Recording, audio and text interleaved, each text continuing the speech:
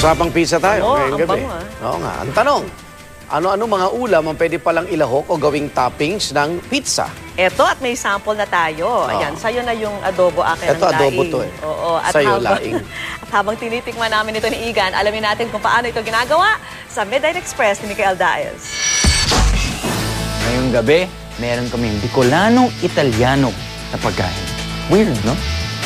Kung paborito niyong ulam ang laing o ginataang dahon ng gabi, hindi lang tanghalian at hapunan niyo itong pwedeng ma-enjoy. Pwede na rin tuwing merienda at syempre tuwing may okasyon. Ihanda na ang inyong mga tiyan para sa laing pizza.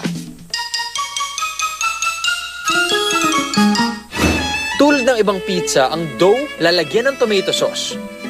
Ikakalat ang laing sa ibabaw at para mas maging malasa, bubudburan ito ng keso. Madali lang gawin, di ba? Ang laing, isa sa mga sikat na ulam sa mga Pinoy. So, since favorite ko din siya, inisip ko gawing pizza.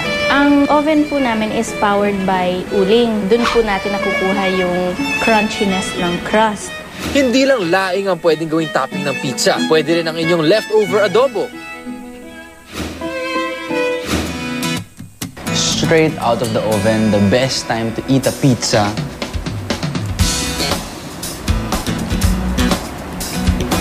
Pizza fan ako eh. In fairness to it being a pizza, napakasarap ng crust niya. Obviously, gulay siya. Kaya parang gulay talaga yung lasa niya. The mere fact na may cheese, may masarap na crust, kakainin ko pa rin yan. Siguro mga katatlong, apat na slices pa rin ako. Chicken adobo na may kesyong puti, no? Dahil masarap yung cheese nga, masarap yung crust. Pwede na.